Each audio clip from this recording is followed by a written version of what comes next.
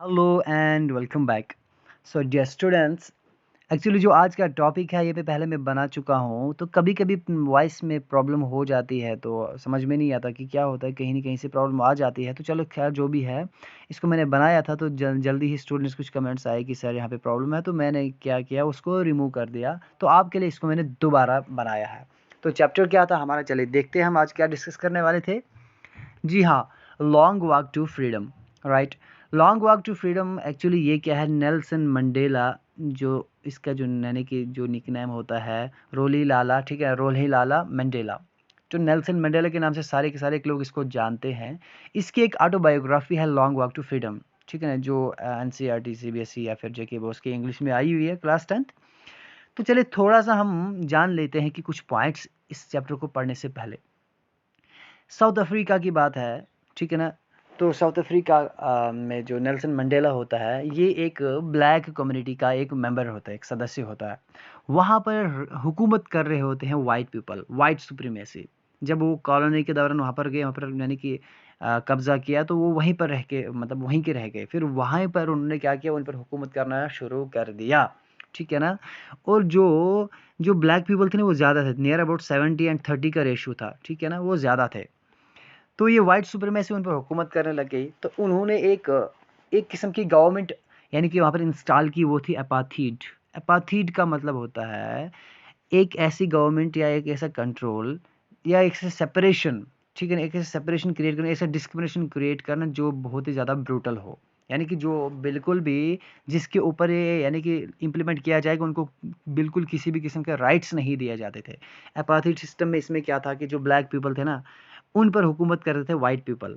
और white people क्या करते थे, इतना जुल्म करते थे कि उनके लिए वॉशरूम जो वाइट यूज़ करते हैं, उस वॉशरूम में ब्लैक नहीं जाता। जिस गाड़ी में वाइट पीपल होते हैं, उस गाड़ी में ब्लैक नहीं जा सकता था। अगर ब्लैक गलती से चढ़ गया, उसको चलती हुई गाड़ी से फेंक दिया जाता था, ना कि रोक के उतारते थे, बल्कि चलती हुई गाड़ी से फेंक दिया जाता था। इतने जुल्म, उनको कोई पॉलिटिकल राइट नहीं दिया जा रहा था। तो उसी सिलसिले में इसने एक ऑटोबायोग्राफी लिखी है। लेकिन कब लिखी है इसने, एक्चुअली नेल्सन मंडेला ने बहुत ज़्यादा स्ट्रगल किया अपनी इस साउथ अफ्रीका को फ्रीडम देने के लिए। 1994 तक 28 ईयर से जेल में भी रहे हैं, ठीक है ना।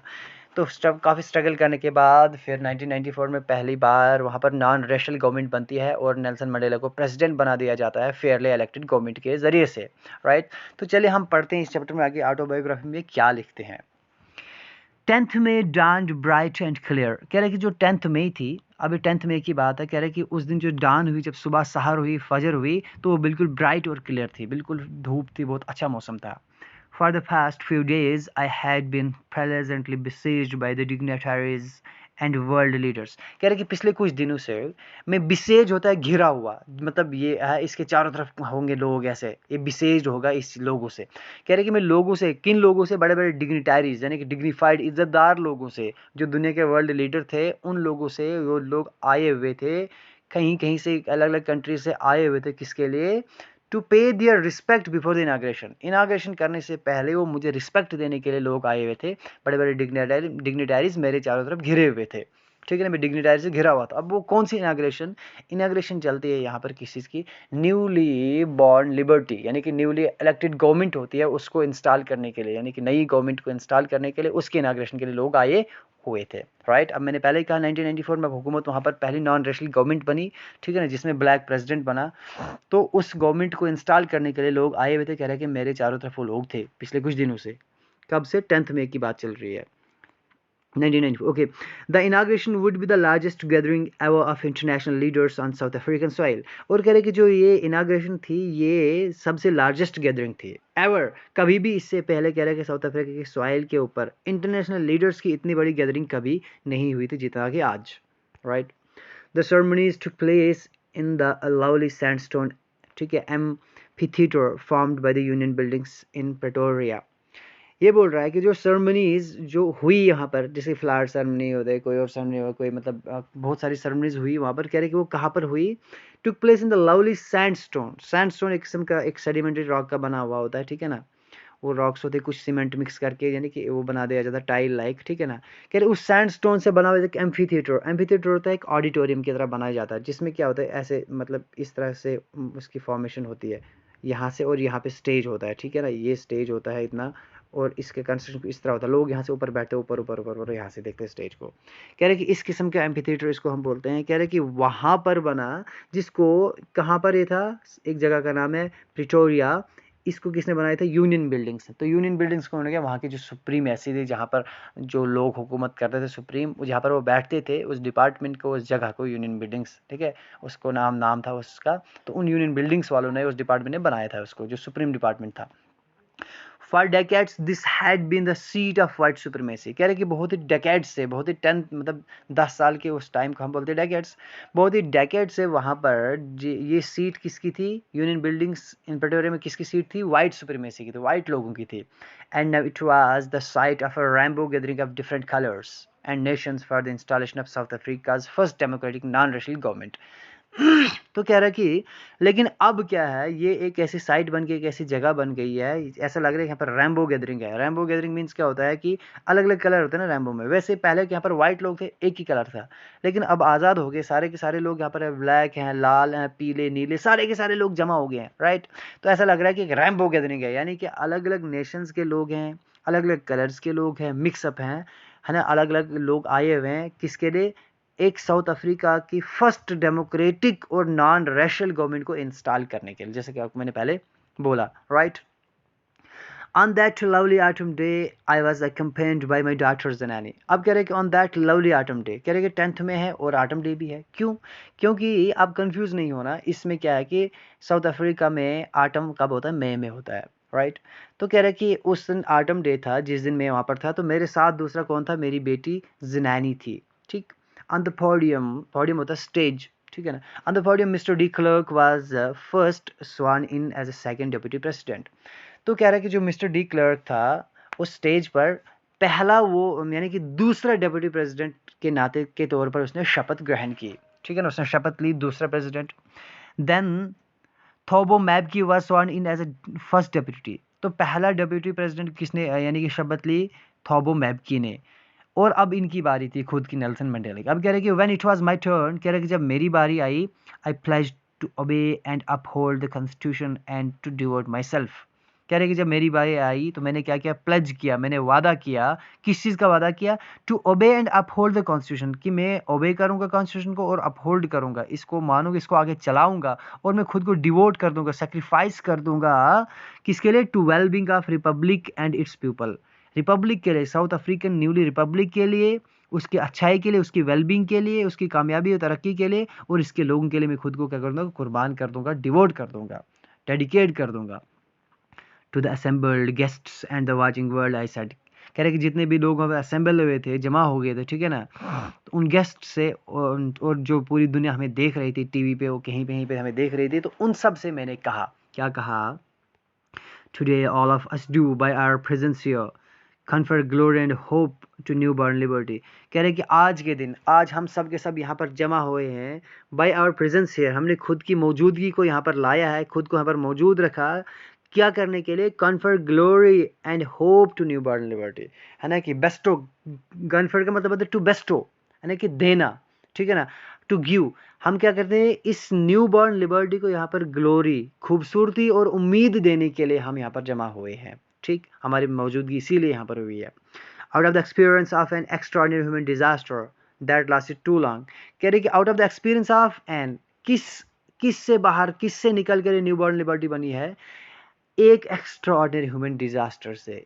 किस चीज़ को इसने कहा एक्स्ट्राऑर्डिनरी ह्यूमन डिजास्टर? इसने कहा एपाथीड सिस्टम को, यानी कि एक ब्रूटैलिटी, एक जुल्म था इनके ऊपर। कह रहा है कि उस जुल्म से, बहुत लंबे चौड़े इन एक्स्ट्राऑर्डिनरी ह्यूमन डिजास्टर्स के एक्सपीरियंस से, उस चीज़ से बाहर निकल कर, जो बहुत ज़्यादा देर तक चलता रहा, एक्स्ट्राऑर्डिनरी ह्यूमन डिजास्टर चलता रहा, इसके अंदर से निकलने वाली, इस माहौल से, इस एनवायरनमेंट से निकलने वाली जो नई न्यूबॉर्न लिबर्टी होगी, वो कैसी होनी चाहिए?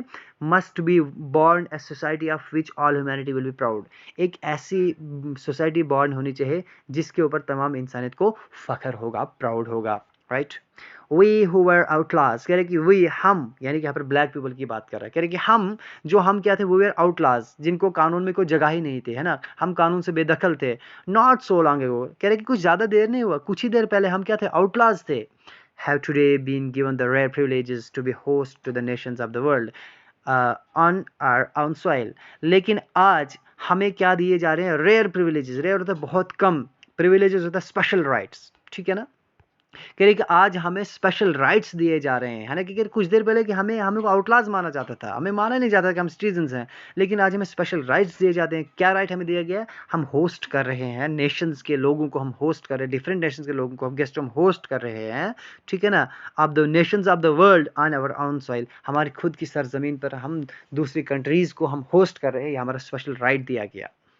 We thank all of our distinguished international guests, कह रहे कि हम शुक्रिया अदा करते हैं, हम सब के अलग अलग जो भी दूर से आए हुए इंटरनेशनल गेस्ट्स हैं उनका हम शुक्रिया अदा करते हैं, for having come to take possession with the people of our country of what is after all, कह रहे कि हम उनका शुक्रिया अदा करते हैं जो यहाँ पर आए हुए हैं, ठीक है ना, with the people of our country, हमारे लोगों के साथ यहाँ पर आए हैं इस पोजेशन को स्वीकार करने के लिए, मानने के लिए, लेने के लिए। किस पोजेशन को, इसी न्यू बॉर्न लिबर्टी को, कह रहे कि हमारी अमानत थी, हमारी पोजेशन थी, हमारा हक था, इस पोजेशन को लेने के लिए आज ये लोग आए हुए, हम उनका शुक्रिया अदा करते हैं। तो फाइनली पोजेशन क्या है, after all what is this, this is a common victory, ये एक सबकी जीत है, victory of justice, victory of peace for human dignity, और इंसान की इज्जत की एक जीत थी है।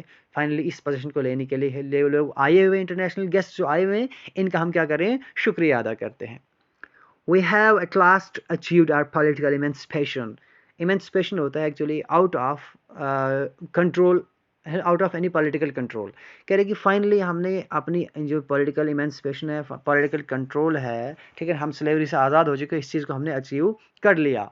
We pledge ourselves to liberate all our people, कह रहे कि हम खुद से वादा करते हैं, प्लेज करते हैं, हम क्या करेंगे, टू लिबरेट होता है आज़ाद करना, ठीक है ना, टू फ्री फ्रॉम, हम आज़ाद करेंगे लोगों को, किससे, कंटिन्यूइंग बाउंडेज ऑफ पॉवर्टी, गरीबी की चेन से हम इनको आज़ाद करेंगे, उनको हम डिप्राइवेशन से आज़ाद करेंगे, डिप्राइव हो गए किसी को अवे करना, दूर करना राइट से, ठीक है ना, इसको हम उनसे आज़ाद करेंगे जो सफरिंग्स हैं, ठीक है, जो जेंडर प्रॉब्लम है या फिर अदर डिस्क्रिमिनेशन है, इन सब की इस चैन से, इस गुलामी से हम इनको आज़ाद करेंगे, हम खुद से प्लेज करते हैं, वादा करते हैं।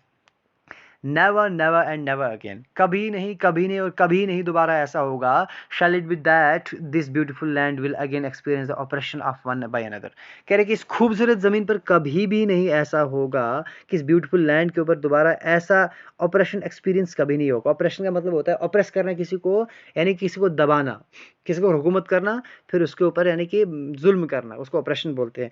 कह रहे कि इस खूबसूरत ज़मीन पर ये ऑपरेशन कभी भी, यानी कि ऑपरेशन, ठीक है ना, ये दबाव, ये जुल्म ऐसा कभी भी नहीं होगा कि ए वन बाय अनदर, कि एक इंसान किसी दूसरे के ऊपर ऑपरेस करेगा, उसको जुल्म करेगा, उसको गुलाम बनाएगा, इस खूबसूरत ज़मीन पर ऐसा कभी भी नहीं, दोबारा नहीं होगा। The sun shall have never set on so glorious a human achievement, कह रहे कि the sun shall never set on so glorious and human achievement, कह रहे कि जो एक ह्यूमन अचीवमेंट है, एक इंसानियत की जो अचीवमेंट, एक जीत है ना, इस ग्लोरियस, ये क्या एक ग्लोरियस है, ये क्या है कि यानी कि अट्रैक्टिव है, एक बहुत ही खूबसूरत और मैग्निफिसेंट जीत, अचीवमेंट है। तो इस चीज़ का, इस जीत का सूरज, इस कामयाबी का सूरज कभी भी नहीं ढलेगा, यानी कि सूरज कभी गुरूब नहीं होगा, यानी कि यहाँ पर जो जीत हुई है, अचीवमेंट हुई है, कभी भी आज के बाद किसी के ऊपर कभी जुल्म नहीं होगा, ठीक है, हमेशा शांति रहेगी, कायम रहेगी, और इस शांति का, इस न्यू बॉर्न लिबर्टी का जो सूरज है, इस ग्लोरियस विक्ट्री का जो सन है, वो कभी भी गुरूब नहीं होगा, सेट नहीं होगा।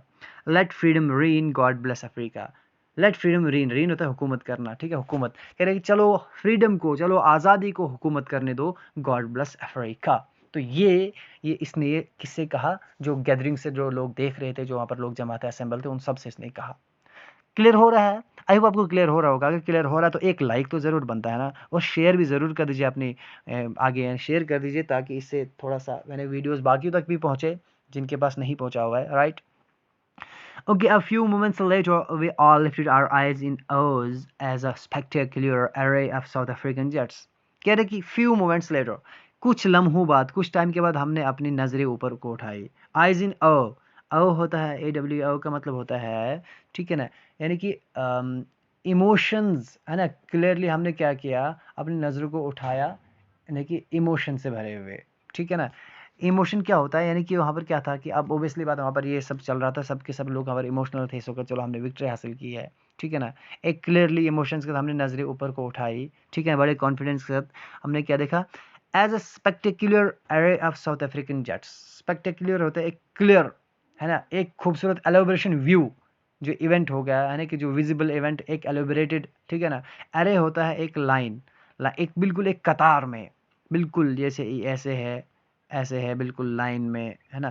कह रहे कि एक एक एलोबरेटेड एक व्यू था, एक उनकी लाइन थी किसकी, साउथ अफ्रीकन जेट्स की एक लाइन थी। हेलीकॉप्टर्स थे, ट्रूप कैरियर्स थे, ऐसे जहाज जो ट्रूप्स को कैरी करते हैं, ठीक है। वो ऊपर से निकले एक लाइन में, एक क्लियर लाइन में, एक यानी कि वो डिस्प्ले कर रहे थे, ठीक है ना। वो उन्होंने क्या किया, रोर किया, road in perfect formation over the union building. एक परफेक्ट फॉर्मेशन है कि बिल्कुल उनकी जो फॉर्मेशन थी ना बिल्कुल परफेक्ट थी, यानी कि एक के पीछे एक थे या फिर लाइन में थे, एक परफेक्टली फॉर्म किए हुए थे। और उन्होंने क्या किया, रोर किया, आवाज़ की, यूनियन बिल्डिंग के ऊपर से गुजरे। It was not only a display of pinpoint precision and military force। कह रहा है कि ये सिर्फ एक एग्जैक्ट, ये एक डिस्प्ले नहीं था, एक दिखावा नहीं था, सिर्फ एक पिन पॉइंट प्रिसिशन, एक थोड़े बहुत परफेक्टनेस का। पिन पॉइंट होता है यानी कि एक मामूली सा, है ना, बिल्कुल, ठीक है ना, छोटा सा, एक छोटा सा प्रिसिशन। छोटा सा प्रिसिशन का मतलब क्या होता है यहाँ पर, प्रिसिशन होता है कि एग्जैक्टनेस, परफेक्टनेस। कह रहे कि ये जो जहाज ऊपर से परफेक्ट फॉर्म में निकले, बस ये इस चीज़ का एक मामूली सा प्रिसिशन या फिर मिलिट्री फोर्स का दिखावा नहीं था, ये सिर्फ इतना ही डिस्प्ले नहीं था, बल्कि एक डिमॉन्स्ट्रेशन था, but a demonstration of the military's loyalty to democracy. बल्कि एक डिमॉन्स्ट्रेशन था कि जो मिलिट्री है उनकी लॉयलिटी, उनकी वफादारी डेमोक्रेसी के लिए थी, ये उसके डिस्प्ले भी था।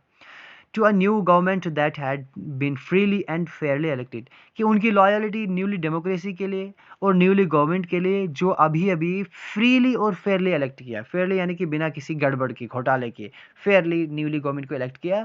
ये ऊपर से जो जेट्स निकले ये शो कर रहे थे कि उनकी अपनी वफादारी भी शो कर रहे थे, राइट। ओनली मोमेंट्स बिफोर, कह रहे कि कुछ टाइम पहले, the highest generals of South African defence force and police, कह रहे कि जो पुलिस, जो हाईएस्ट डिफेंस फोर्स और पुलिस के जनरल से बड़े बड़े, कुछ ही टाइम पहले उन्होंने क्या किया, उनके ऊपर क्या था, their chest bedecked with ribbons and medals. कह रहे कि उनकी छातियां यानी जड़ी हुई थी, किससे जड़ी हुई थी, रिबन्स और मेडल से जड़ी हुई थी। Days gone by saluted me and pledged their loyalty, यानी कि बड़े टाइम से उन्होंने क्या किया, फिर मुझे सैल्यूट किया और वादा किया, दिखाया, अपनी लॉयलिटी जाहिर की, ठीक है ना। I was not unmindful of the fact that not so many years before they would not have saluted me but arrested me।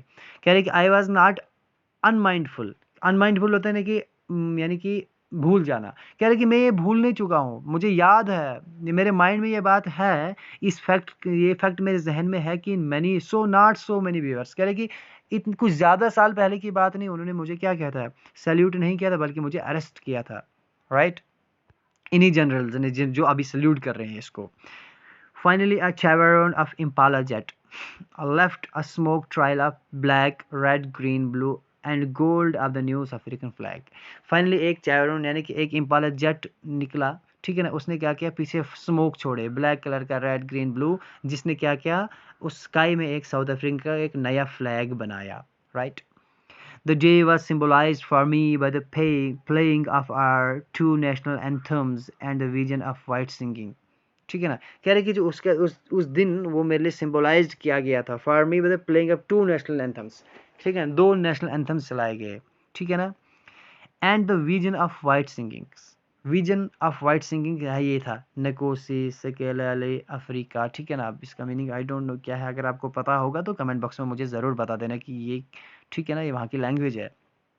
And black singing डाइस्टम, ठीक है, ये दो, एक वाइट सिंगिंग नकोसी, ठीक है, स्केलेले अफ्रीका, और ब्लैक सिंगिंग डाइस्टम। कह रहे कि ये दो एंथम्स इस दिन प्ले किए गए, ठीक है। The one anthem of the Republic, although that day neither group knew the lyric of anthem they once। कह रहे कि अगरचा, ठीक है ना, उस दिन वो एंथम रिपब्लिक का जो प्ले किया गया, ठीक है ना, although अगरचा नीदर ग्रुप यानी कि ना ही ब्लैक ग्रुप ना ही वाइट ग्रुप, अगरचा उनमें से कोई भी नहीं जानता था उन लिरिक्स को, उस नेशनल एंथम के वर्ड्स को, लिरिक्स को कोई भी नहीं जानता था, उनके मीनिंग को कोई भी नहीं जानता था, ठीक है ना। Once despised they would soon know the words by heart, ठीक है ना। कह रहे कि वंस यानी कि एक टाइम था जब उसको डिसलाइक करते थे, ठीक है ना। कह रहे कि उन लिरिक्स को वो नहीं जानते हैं, आज नहीं जानते हैं, एक टाइम था कि उसको डिस्पाइज करते, लिरिक्स को डिसलाइक करते थे, लेकिन दे would soon know the words by heart, लेकिन जल्दी ही वो अपने दिलों से इन वर्ड्स को जान लेंगे, समझ लेंगे इसके इंपॉर्टेंस को, right. On the day of inauguration, कह रहे जिस दिन इनाग्रेशन थी, I was overwhelmed with the sense of history, कह रहे कि मैं सेंस ऑफ हिस्ट्री से घिरा हुआ था। ओवरवेलम्ड होता है यानी कि उसके माइंड में आना, ठीक है ना, ठीक है, उसके माइंड में आना। कह रहा कि मेरे जहन में सेंस ऑफ हिस्ट्री आ रही थी ना, कंप्लीटली मुझे अब वो हिस्ट्री याद आई। जब एक इंसान डेस्टिनी पर, अपनी मंजिल पर पहुंच जाता है, तो वो पीछे चल के देखता है, उसको पता चलता है मैंने कितना भोगता, कितना सफ़र किया, किस क्या सेक्रीफाइसेस किए। वही कह रहा है कि उस इनाग्रेशन के दिन मैं घिरा हुआ था कंप्लीटली, मेरे जहन में हिस्ट्री, मतलब वो माहौल जैसा था, पूरी अपने पास्ट मुझे याद आ रहा था। क्या याद आ रहा था? In the first decade of the 20th century, कह रहे कि 20th सेंचुरी की पहले डेकेड की अगर मैं बात करूंगा, a few years after the bitter Anglo Boer war and before my own birth, कह रही कि कुछ 20th सेंचुरी की पहले डेकेड की बात कर रहा है। और कह रहा है कि जो एंग्लो बोयर वार हुई थी, एक बिटर, बहुत ही गहरी एक वार हुई थी, एंग्लो बोयर वार हुई थी after a few years after, कुछ साल बाद, एंग्लो बोयर वार के होने के कुछ साल बाद। और कह रहा है कि मेरी पैदाइश यानी कि नेल्सन मंडेला की पैदाइश से पहले की बात है ये कब हुआ ये सब एंग्लो बोयर वार? ये 20th सेंचुरी की फर्स्ट डेकेड में हुआ। कह रहे कि उस डेकेड की ये बात कर रहा है। उस डेकेड में क्या हुआ? The white skinned people of south Africa patched up there differences and erected a system of racial domination. कह रहे कि उस सेंचुरी यानी उस डेकेड में क्या हुआ, जो वाइट स्किन पीपल जो लोग थे अफ्रीका के, उन्होंने क्या किया, यानी कि पैच ऑफ डिफरेंस किया, यानी कि उन्होंने क्या किया, ये डिस्क्रिमिनेशन क्रिएट कर दिया और erected a system of racial domination. उन्होंने एक सिस्टम एक क्रिएट किया, वो क्या था? रेशियल डोमिनेशन का, यानी कि जो हमारी रेस के लोग हैं, जो वाइट रेस के लोग हैं, जो वाइट हैं, वही सुप्रीम है। किन के खिलाफ? Against the dark skin people of their own land. जो डार्क स्किन ऑफ पीपल यानी कि जो ब्लैक लोग थे, उसी अपनी ज़मीन पर रहते हुए उन्होंने वाइट को सुप्रीम कहा। ये वाला एक यानी कि डोमिनेट कर दिया वो किसको? वाइट वाले लोगों को। कहा कि इन्हीं का डोमिनेशन, जो वाइट लोग हैं उन्हीं की सुप्रीमेसी है, ठीक है ना। उन्हीं की ज़मीन पर, किन की ज़मीन पर? डार्क लोगों की अपनी ज़मीन पर उनको गुलाम बना के कर दिया। ये कब की बात है? 20th सेंचुरी की पहले डेकेड की बात है। The structure they created formed the basis of one of the highest most inhuman society the world has ever known.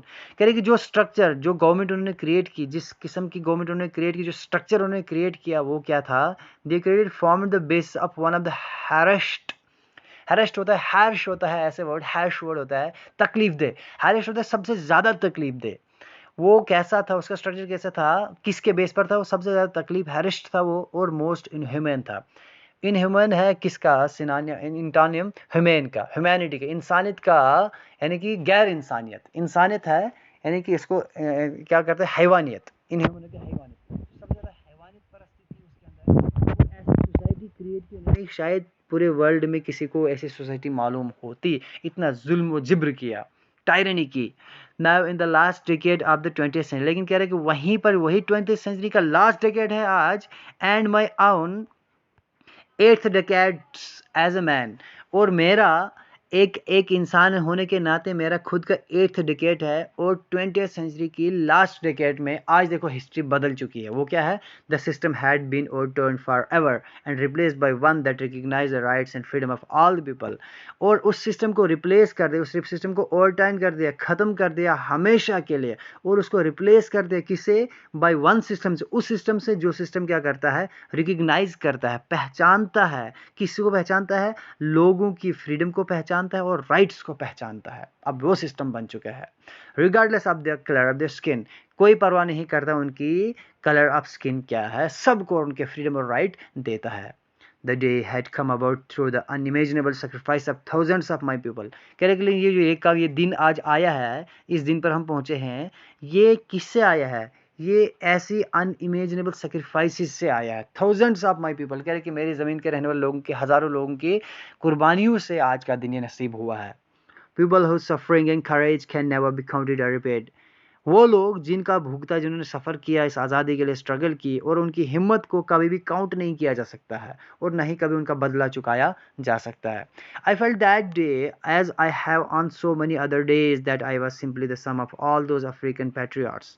कह रहे कि उस दिन मैंने ये महसूस किया, जैसे कि आई have on so many other days, जैसे कि बाकी के दिनों पे जो मैंने उस दिन ये महसूस किया कि जो मैं क्या हूँ, I was simply the sum of all those African patriots. Actually ये कह रहे कि मैंने ये महसूस किया कि मैं क्या हूँ, मैं उन सब का टोटल हूँ, ठीक है। Sum of all those African patriots, patriots होता है हुबुल वतन, जो देश के लिए जनिक देशभक्त, उन तमाम देशभक्त लोगों का जो मुझसे पहले जा चुके हैं, यानी कि जो शहीद हो चुके हैं, उन सब लोगों का टोटल अगर कोई होगा तो उन सब लोगों का टोटल मैं हूँ। जितना उन्होंने किया उस सब का रेशो बना के उसको हम टोटल निकालेंगे, उस टोटल सब के सब मैं हूँ। मुझे ये फील हो रहा था कि मैं हूँ यहाँ पर, उन सब का टोटल मैं हूँ।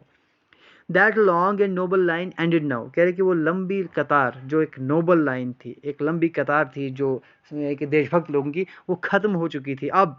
लेकिन now begin again with me, लेकिन दोबारा वो मुझसे शुरू हो गई वही लाइन आगे, right. I was pain that I was not able to thank them, कह रहे कि मुझे दर्द हो रहा था, मुझे तकलीफ हो रही थी कि मैं उनको शुक्रिया अदा नहीं कर पाया।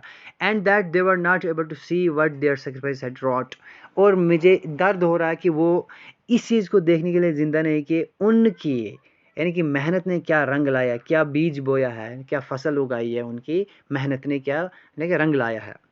The policy of apartheid create a deep and lasting wound in my country, कह रहे कि जो एपाथीड पॉलिसी थी उसने क्या किया, बहुत ही गहरा और ना खत्म होने वाला जख्म हमारी हमारी कंट्री में और मेरे लोगों को दिया है।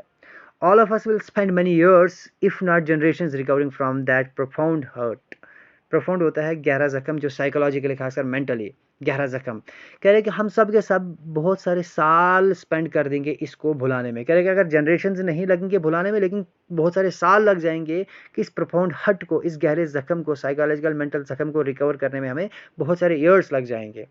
But the decades of profound oppression and brutality had another unintended deep and strong effect।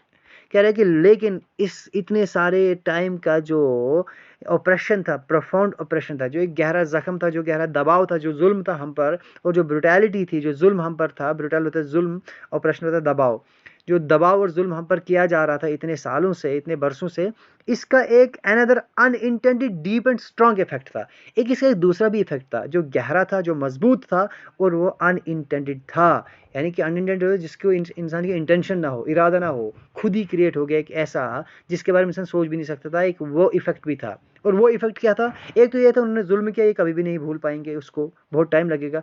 दूसरा ये था, and that was what produce the Oliver Tambos, और वो इफेक्ट था जिस इफेक्ट ने ऐसे ऐसे हस्तियों को प्रोड्यूस किया, जैसे ऑलिवर टैम्बोस, वाल्टर सिसिलियस, ये क्या फ्रीडम स्ट्रगल है ना, फ्रीडम फाइटर्स थे।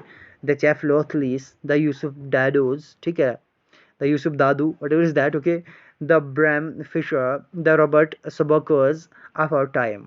कह रहे कि ऐसे ऐसे लोगों को क्रिएट किया, ये इफेक्ट भी था। Man of such extraordinary courage, wisdom and generosity, कह रहे कि इस ऐसे लोग जो जिनके पास हिम्मत है वो भी एक्स्ट्राऑर्डिनरी है, अक्ल है, विजडम है, जेनरॉसिटी, ओपन माइंडेड हैं, खुले दिल के इंसान हैं, that their like may never be known again. कह रहे कि शायद इनके जैसे देयर लाइक कभी भी हम मैं नहीं जानूंगा, कभी मुझे ऐसे इंसान मैं दोबारा नहीं जानूंगा, नहीं देखूंगा, इतने नोबल और इतने अक्ल वाले और इतने जेनरस्टिक इंसान, विजडम वाले कभी भी दोबारा मैं नहीं देखूंगा। कह रहे कि perhaps it requires such a depth of operation to create such heights of character. कह रहे कि शायद इतने बड़ी बड़ी हस्तियां जो इतने बड़े हाइट ऑफ कैरेक्टर क्रिएट हुए ना, कह रहे कि शायद इस चीज़ को क्रिएट करने के लिए इतना जुल्म, इतना डेप्थ, इतना गहरा जुल्म ज़रूरी है। कह रहे कि मुझे मेरे कह रहे कि शायद इतने अगर बड़े बड़े हाइट ऑफ कैरेक्टर क्रिएट तभी होते हैं जब इतना गहरा जुल्म होता है, इतना डेप्थ ऑपरेशन होता है, तभी इतनी बड़ी बड़ी इतनी ऊंची ऊंची हस्तियां जन्म लेती हैं। My country is rich in the minerals and germs that lie beneath its soil। कह रहे कि मेरी ज़मीन के नीचे, beneath हो गया अंडर, ठीक है ना, ये preposition है, तो ये कह रहा है कि अंडर अर्थ, कह रहे हैं कि हमारी ज़मीन के नीचे क्या बहुत सारी मिनरल्स हैं, जर्म्स है, और हमारी जो देखिए बहुत ज़्यादा रिच हमारी सॉइल है इस जर्म्स और मिनरल से। लेकिन कह रहा है कि but I have always known that it's greatest wealth is it's people. लेकिन कह रहा है कि मुझे हमेशा से मुझे ये लगा है कि जो कामयाबी, जो वेल्थ है, जो प्रॉपर्टी है, यानी कि वो वेल्थ जो कंट्री की, वो क्या है, वो इसके लोग होते हैं। वो लोग क्या होते हैं? Finer and truer than the purest diamond. वे लोग क्या होते हैं? फाइन होता है, उम्दा, फाइनर हो गया, उससे उम्दा, उससे अच्छे और उससे सच्चे, चाहे किससे सच्चे, एक प्योरेस्ट फॉर्म ऑफ डायमंड होगा, उस डायमंड से फाइनर और ट्रूअर होते हैं इसके इसके लोग। आई होप आपको क्लियर हो गया होगा। अगर कोई क्वेश्चन होगा आप ज़रूर पूछ लेना, तो अगले पार्ट में मैं आपका इसका आंसर ज़रूर करूँगा, राइट।